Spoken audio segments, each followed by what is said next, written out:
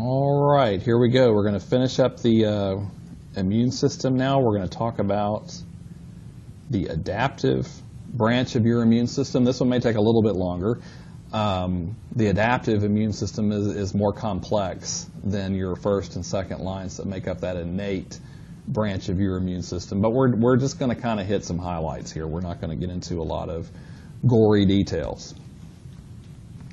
So again, the microbes that are good at causing disease have evolved ways to get past your barriers, your skin and your mucosal membranes, and also to avoid those second lines of defense that we talked about. They're good at avoiding macrophages when they first invade your body. They're good at avoiding neutrophils. You'll learn more about why that is when you take microbiology. And for those types of invading microbes, and some others as well that may slip through the cracks, this third line of defense has to kick in. And this is called the adaptive branch of the immune system. Some people call it the acquired immunity,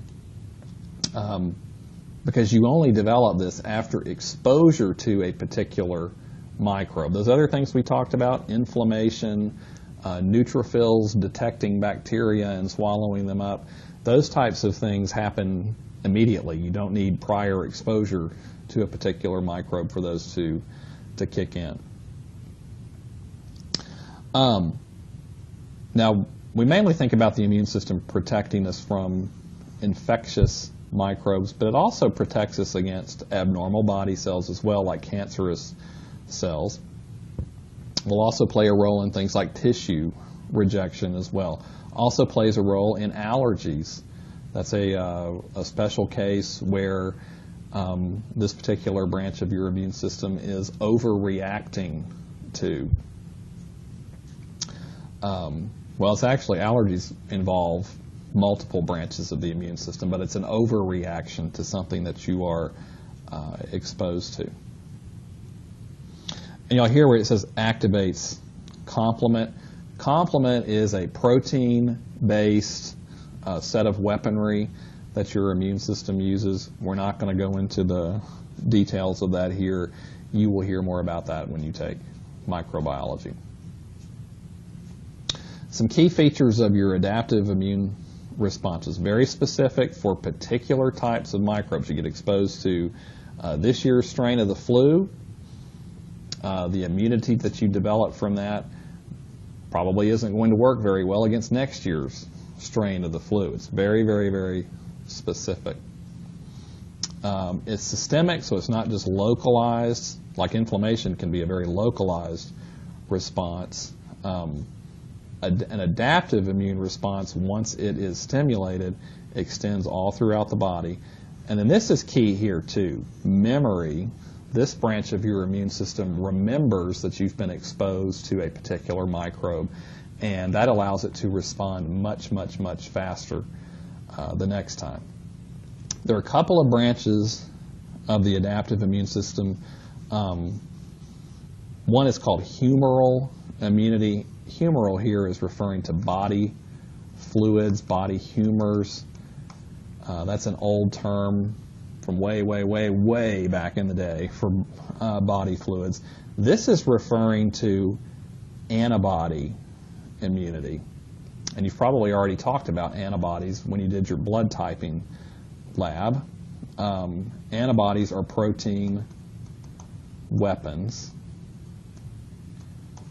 They're not cells, they're not white blood cells. They're made by a type of lymphocyte, but they are really proteins that float around in your body fluids, and they're supposed to serve as little tags when they attach to something that lets your immune system know, hey, this is something that's foreign and we need to get rid of it.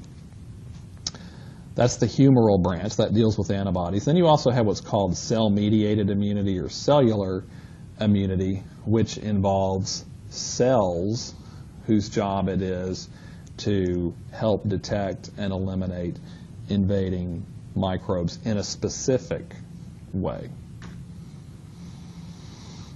Okay, another key feature of this branch of your immune system is that it reacts to antigens. Hopefully you've already talked about antigens a little bit in your in the laboratory part of the course. Okay, so I'm just going to draw what is an antigen. Let's say this is a bacterium that has invaded your body. Just like our cells, the cells of a bacterium or the cells of a yeast or whatever that have invaded the body, or the cells of a red blood cell from a mismatched blood donor, these are going to have molecules on their surface that are foreign to our bodies. Okay, so this is a little bacterium here. I am grossly over-exaggerating the sizes of these molecules. Many of these are proteins. They can also be carbohydrates that are located on the surfaces of these cells. Also on viruses as well. Viruses have antigens on their surfaces also. So they're just molecules. They're big, large, organic molecules. And your adaptive immune system sees these as foreign to you. So it's some kind of surface protein or carbohydrate that you don't produce. Your body doesn't make this. Your immune system is not supposed to react to things that are normally present on the surfaces of your cells. It's only supposed to react to things that are foreign to your body. Ideally, sometimes the immune system screws up. We'll talk a little bit about that toward the end of the lecture. Okay, I drew some of these surface molecules on this little bacterium that's invading your body with different shapes, and that's because a single bacterium is the singular form of bacteria, can have many different types of antigen molecules on its surface that it can respond to separately. Antigen, that word literally means antibody generator. That's where it got its name from. Stimulates your immune system to make antibodies. So keep that in mind, what antigens are.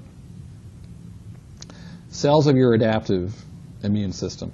The key players are these guys. Your B lymphocytes or your B cells, your T lymphocytes or your T cells. B cells are primarily involved in humoral immunity or making antibodies. Antibodies bind to antigens. Okay, keep that in mind. So back here on our little diagram of the bacterium, your immune system makes antibodies, which often have kind of a Y shape, like I'm drawing here, that bind to, this is an antibody, and it's binding to this antigen. And by doing that, these will coat this foreign invader in your body and tag it. If something in your body has antibodies that are coating it, that lets your immune system know, hey, this is something foreign to the body and we need to get rid of it. It will stimulate those phagocytic cells to come in. They're like maggots. They're like magnets for those types of cells to come in, hey, attach to this, gobble it up, and destroy it. You also have cells that are called antigen-presenting cells. Those are macrophages and dendritic cells, another role for macrophages, aside from just gobbling things up and digesting them. We're not going to talk about that, though here you will hear about that in your microbiology class. But let's talk a little bit more about lymphocytes too, and how they respond to these foreign invaders. So you've already learned that all of your blood cells originate in your red bone marrow. B cells mature there.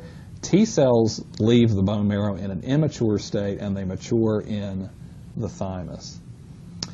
Now, where do these lymphocytes go after they're mature? Yes, you have some of them that are floating around in your blood because you've seen them hopefully in lab on the blood smears. But many of these cells lurk in your lymph nodes. Those are great places for them to hang out.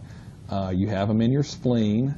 You have them in those malt tissues like your tonsils and your Peyer's patches.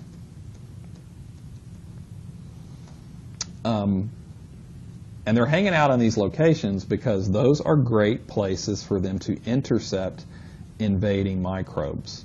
You know, things that you're breathing in or that you're swallowing from your food and drinks, or in the lymph nodes, they're going to intercept invading microbes that are draining off of your tissues with the lymph fluids. All right, so let's see what happens here. We're talking about, more specifically, your B cells, or B lymphocytes. Those mean the same thing. Okay, here's the deal with B cells and T cells. Your red bone marrow generates B cells and T cells, an almost unlimited number of them, that can bind to an almost unlimited number of different kinds of antigens that your body gets exposed to. There are literally billions of possibilities. But one B cell will recognize and bind to one antigen. Say like a molecule on the surface of influenza H1N1, that would be an antigen. Or a molecule on the surface of a Salmonella bacterium. A protein molecule on the surface of a pollen grain. Those are all examples of antigens. A B cell that binds to a protein on a pollen grain is not going to bind to a protein on the surface of an H1N1 influenza virus. They're very, very specific about what they bind to, but your red bone marrow cranks out B cells and T cells that can recognize an almost unlimited number of different types of antigens that you get exposed to. What they're showing you here in this diagram, these are supposed to be 3 different B cells that are probably hanging out in a lymph node or in a tonsil somewhere, and along comes, they're showing this as an antigen. We'll say that's a bacterium of some type, which is covered in antigens on its surface, and this one little B cell gets lucky. The Y-shaped molecules on the surface that kind of look like the antibodies I just drew, those are receptors on the surface of the B cell that bind to a particular antigen. So all the receptors of this B cell bind this particular antigen. The receptors of this one and this one don't. These guys aren't going to do anything. They're going to stay in a quiet, unactivated state. This one, though, now there are some other things that have to happen in order for full activation to occur in most cases, but we're not going to go into all those details. So for our purposes, when a B cell gets lucky, sees its antigen, it becomes stimulated to divide. That one cell divides over and over and over again. Each of those offspring are clones of the original cell. They're all programmed to respond to that same antigen that cell bound to up here. So these cells divide over and over and over again. You'll have millions and millions and millions of copies. A lot of times this is happening in the lymph node. Your lymph nodes may be swelling because this is happening. And most of those cells are going to specialize into a special type of B cell called a plasma cell. This is like a mature B cell. Okay, and this is a different use of the term plasma. These cells, their job is to secrete antibodies.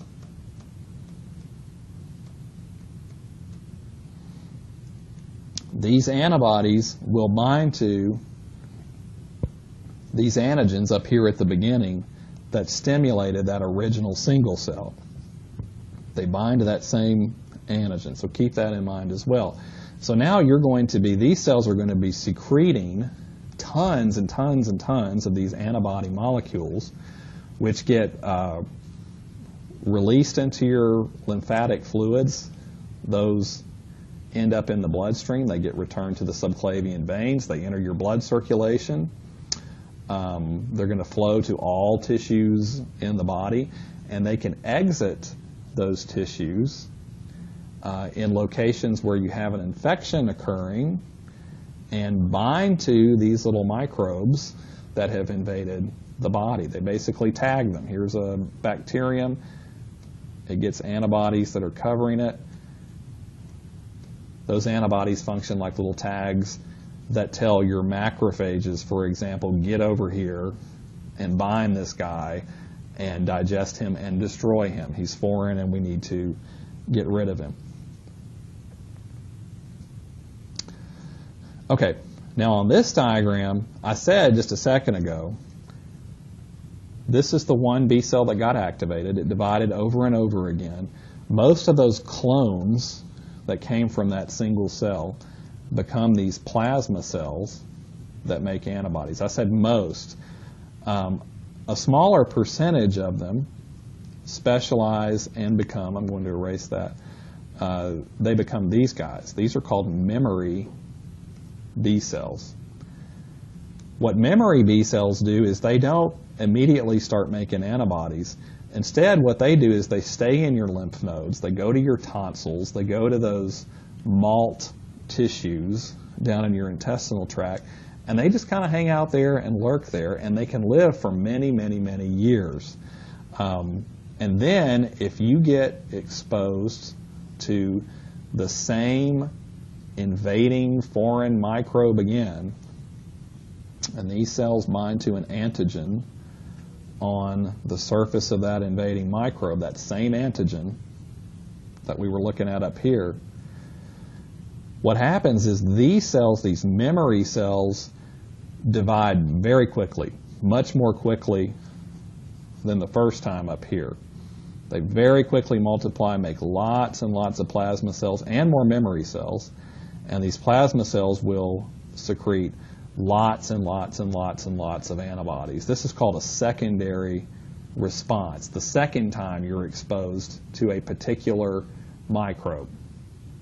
Again, it's very, very, very specific. So this is called, again, this is really what your immunity is. This is immunity due to memory. And so this is how vaccines work. When you receive a vaccine, you're receiving antigens in an artificial manner in order to generate these guys. You want to make these memory B cells. You can also make memory T cells, but you'll hear more about that when you take microbiology. And then these guys lurk in your lymph nodes, your tonsils, etc. And then if you ever really do get exposed to the real microbe that can make you ill, those memory cells will respond so quickly that usually the antibodies that are produced will intercept these microbes before they can multiply enough to make you sick. That's the basis for how vaccines work. And again, this is much, much, much faster than this process up here. The first time it happens, it can take 1 or 2 weeks before you start making antibodies. Down here, it can take just a couple of days, very, very quick. All right, so again, humoral immunity. This branch of your immune system deals with making these antibodies, these protein weapons that bind to foreign invaders. I do want to talk about some different categories of immunity that you can have. Humoral immunity, antibody immunity. You can have what's called active immunity, and you can have what's called passive immunity. Active immunity means your immune system, specifically B cells, make antibodies. That's active immunity. Passive immunity means you receive pre-made antibodies. Okay, now under active immunity, there are two categories of that. Naturally acquired. This is what we've just been talking about. This is where you get exposed to a particular infectious microbe. You have an infection, you've come into contact with a pathogen, that's a disease-causing microbe. Your immune system responds and you make antibodies that will bind to that microbe, tag it, and help your immune system get rid of it. All right, that's called naturally acquired active immunity. Artificially acquired active immunity is what I was just talking to you about with vaccines. When you receive a vaccine, that's a preventative, and the idea there is let's inject some antigens of this microbe into the person. And sometimes that may be, sometimes you may actually receive a live virus or a live bacterium, but it's weakened in a weakened state, like if you've ever had the intranasal flu vaccine. But whatever the case, the idea there is to deliberately expose your immune system to the antigens of some microbe to stimulate B cells to make antibodies to it, and also to stimulate the development of memory. So when you really do get exposed to this particular microbe, you'll be able to rapidly produce antibodies to it. That's called artificially acquired active immunity, and again, your immune system is making the antibodies. Passive immunity, this is where you receive pre-made antibodies. And this can occur naturally. You've probably heard before that a mother's breast milk contains antibodies made by her immune system, and those can be delivered to the infant through the breast milk. The infant will absorb some of these antibodies in the breast milk through the intestinal lining. When you are a newborn, you don't have a lot of adaptive immunity built up yet. You haven't been exposed to a lot of things yet. You don't have any memory that allows you to quickly react to invading microbes. So these antibodies from mother's milk can help a newborn infant until his or her immune system develops better. Also, antibodies can pass across the placenta from mother to fetus in some cases. Artificially acquired passive immunity, this is not really so much like a vaccine. A vaccine is stimulating your immune system to make its own antibodies, but there are cases where you have to receive pre-made antibodies. They were already generated and purified, highly purified. This occurs in cases like if you have a snake bite. You've been bitten by a king cobra, you were over in India, were bitten by a king cobra, and they're going to give you an anti-venom, or sometimes those are called antivenins. What that is, those are pre-made antibodies that have been highly purified, and they bind to the snake venom or spider venom or whatever it is. That's functioning as an antigen that these antibodies bind to. So you don't have time. You get bitten by a king cobra, you don't have time to wait around for your own immune system to make its own antibodies. You need some pre-made antibodies, and you receive those artificially. That's what you're getting when you receive an antivenin or antivenom. And that's called artificially acquired passive immunity. It's not a natural process, it's an artificial process as part of a medical procedure. So y'all, just a little bit more about what these antibodies are. They're also called immunoglobulins. That's another term for antibodies, means the same thing. And again, they're proteins. They're secreted by these plasma cells. Those are activated B cells. They bind to very, very specific antigens, and they tag them so that those, whatever they bind to, will be destroyed by other parts of your immune system, usually macrophages, neutrophils, etc. Those cells whose job it is to bind invading foreign things in the body and digest them. Antibodies are Y-shaped molecules, and this is supposed to be trying to give you a little bit more of a feel for the three-dimensional shape. One Y-shaped antibody molecule is actually built from 4 proteins. Here's one, here's a bigger one, number 2, here's another one of those bigger ones, number 3, and there's number 4. We're not going to get into a lot of the nitty-gritty details here. The really important kind of business portion of an antibody is right here at the tips of the Y. These are your antigen binding sites, right there and right there. So a particular type of antibody that binds to a particular antigen, like if my fist was an antigen, the antibody that binds that little pocket there is going to perfectly fit my fist, that antigen. That little pocket is not going to perfectly latch on to another type of antigen that has a different three-dimensional shape. So the different antibodies that we produce along the tips there, those antigen binding sites, that's really where they vary. The rest of the antibody molecule looks the same from one nut type to another. It's those tips of the Y where you have that specificity that allows them to bind to particular antigens. All right, we're not going to talk a whole lot about cell-mediated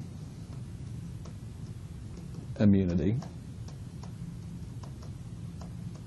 Cell-mediated immunity is a phrase that's generally used to describe T-cell immunity, the function of these T lymphocytes. T lymphocytes fall into 2 major groups.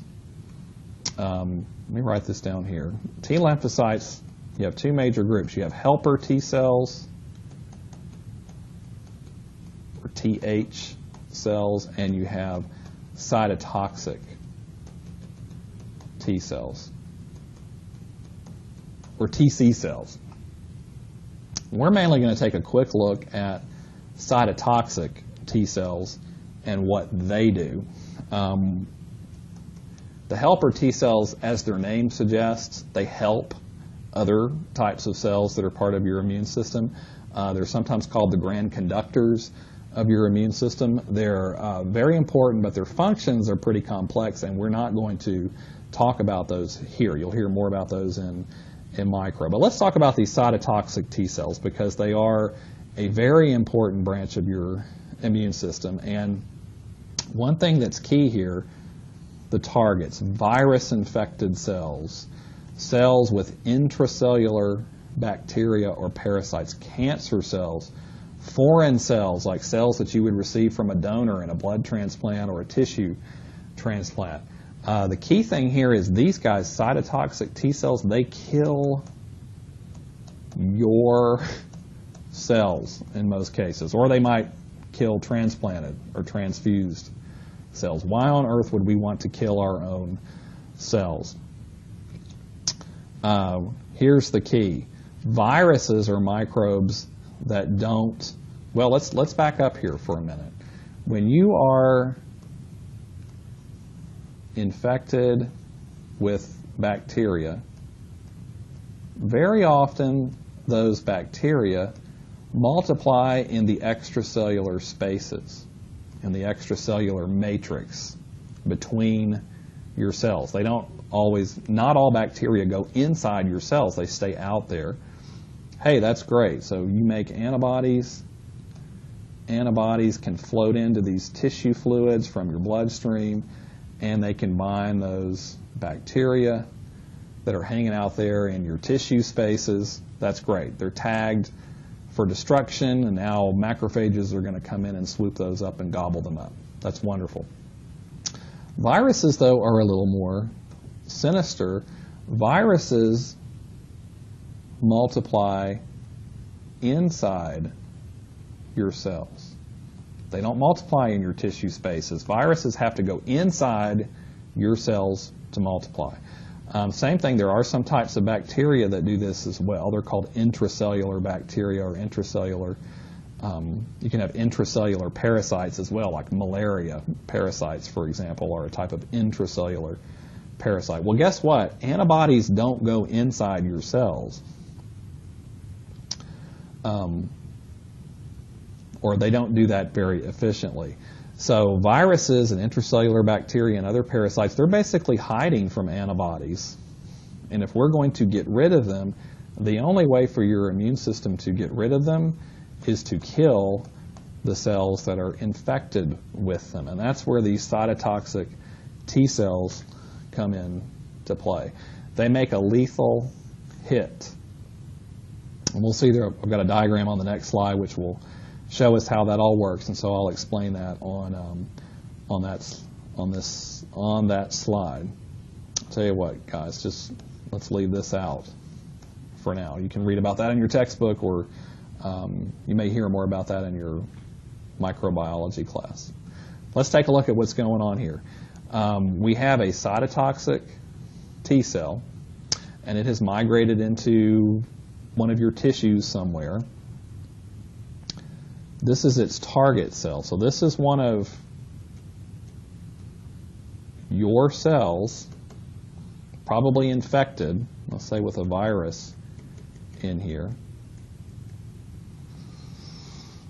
So what this cytotoxic T cell does is it's able to recognize your cells that are infected with something. And they're very, very specific about what they recognize. So let's say this cytotoxic T cell right here is programmed to recognize your cells that are infected with influenza virus. It's not going to recognize one of your cells that's infected with hepatitis B virus. It's not going to recognize one of your cells that's infected with human rhinovirus that causes the common cold. Like antibodies, these cells are very, very specific about what they bind. That's why they're part of your adaptive defenses. These kinds of cells don't get activated in the first place until you become exposed to a particular invading microbe. Okay. How it recognizes them, you'll learn more about in your micro class, but whenever one of your cells is infected with a virus or a bacterium or some sort of parasite, it actually takes some of the antigens of that virus or bacterium and displays them on the surface in membrane proteins. And that's the flag that calls over your cytotoxic T cell. Okay, so what happens here? You've got a cytotoxic T cell that has come together with one of your cells that's infected.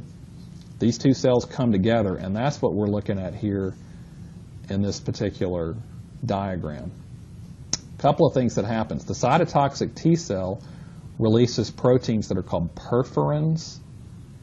Like perforate, they actually assemble and form a pore in the surface of the target cell, pokes a hole in the membrane. The cell also releases enzymes that are called granzymes that are represented by these little dots here, and those flow through those pores into the target cell. Well, I shouldn't have drawn that one because there was no pore there for it to flow through. What these enzymes do, these are enzymes that basically stimulate apoptosis, or they trigger the cell to commit cell suicide, to basically digest itself and die. It digests its own DNA and dies. The little perforins, these little pores that they form, these holes that they punch in the membrane, that's not good for a cell to have holes in its membrane because important molecules can leak out, water can rush in, and that's also going to help the cell to die. So the end result is your little target cell here that's infected with something, or this also works in some cases, it's not 100% effective, but these types of cells are also involved in detecting and killing some types of cancers, transplanted tissues, etc. These are like hitmen for your own cells. The idea there is, hey, let's go ahead and sacrifice some of our own cells to help us get rid of a virus or an intracellular bacterium that has caused an infection. Okay, so that's kind of a quick, just hitting the highlights overview of your adaptive immune system. A couple of other things before we go. Immunodeficiencies. The definition there is kind of self-explanatory. This is where one or more branches of your immune system has become deficient. It's not working properly. And there are types of immunodeficiencies that are congenital, so you're born with those. And then some are acquired. A really important example of that is AIDS. That stands for Acquired Immunodeficiency Syndrome, which is caused by HIV. And how that works is HIV kills helper T cells, which, as I mentioned, those are like the grand conductors in many ways of your immune system, and your whole immune system essentially collapses when you have full-blown AIDS and you cannot fight off infections. So there are different types of immunodeficiencies that can occur, and just be aware that those exist. Another thing you should be aware of is autoimmune diseases. Auto means self. Your immune system is not supposed to react to your own antigens. You have antigens, cell surface molecules, molecules in your tissues, etc. Those are antigens. They're not foreign antigens, but they're still antigens. Your immune system is not supposed to react to those, but there are cases when your immune system becomes defective and it may start to react to one or more of your own antigens. You might make autoantibodies, antibodies that bind to one or more of your own types of antigens, or you might generate cytotoxic T cells that seek out and destroy some of your own cells as well. Various examples. Multiple sclerosis is thought to be an autoimmune type disease. Graves' disease. When you study the endocrine system, you will talk about Graves' disease. That's where you make antibodies to thyroid hormone receptors, or thyroid stimulating hormone receptors, on the surfaces of cells in your thyroid. Diabetes mellitus, type 1 diabetes, that is an autoimmune disease where you generate cytotoxic T cells that kill the cells in your pancreas that make insulin. Rheumatoid arthritis, this is where you're generating antibodies that bind and accumulate in your joint. So there are several different. Systemic lupus erythematosus, SLE, are just commonly referred to as lupus. You wind up making antibodies to many of your own antigens, and that causes a wide array of problems. One last type of immune system problem that you can have are called hypersensitivities. And many of these are what we refer to as allergies. There are different types of hypersensitivities that you'll learn more about in your microbiology course. In fact, there are 4 different types. And what we call type 1 hypersensitivity is what we generally refer to as kind of common allergies. This is basically where you have an overreaction of your immune system that can stimulate, in some cases, localized inflammation, or in severe cases, widespread inflammation stimulated all at once throughout your body. And a really extreme case of that can lead to anaphylactic shock.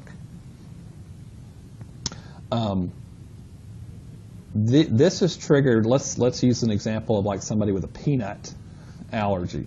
That means that your immune system has developed antibodies that react to one or more antigens on the peanuts that you're eating. Antigens that cause allergies are referred to as allergens. And again, these are things like proteins, carbohydrates. These are big molecules. Okay? So when somebody tells you they have an allergy to salt, or that's not an allergy. They're not really having an allergic reaction. You don't make antibodies to little tiny things like that. You make antibodies to large organic molecules, mainly proteins and carbohydrates. In cases where people develop anaphylactic shock due to an allergy, what happens is you have a widespread, all-at-once reaction to these allergens that have been absorbed into your bloodstream. And it's kind of like, instead of just localized inflammation, you have widespread inflammation all across your body all at one time. That leads to, now we just talked about how inflammation in a local area causes vasodilation. So you get the leaking of the plasma into the surrounding tissue fluids, you get the redness, you get the swelling. In this case, it's like you have inflammation that develops everywhere at once. You have blood vessels that are dilating everywhere in your body. So you have fluid that's lost from the bloodstream. Guess what happens to your blood pressure? You become hypotensive. Your blood pressure plummets. You can no longer circulate your blood properly to vital organs. And if it's not taken care of pretty quickly, you're gonna croak.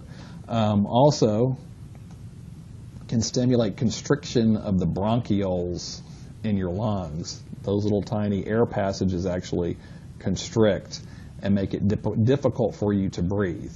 Like when somebody has an asthmatic type reaction. Asthma is a reaction to some type of allergen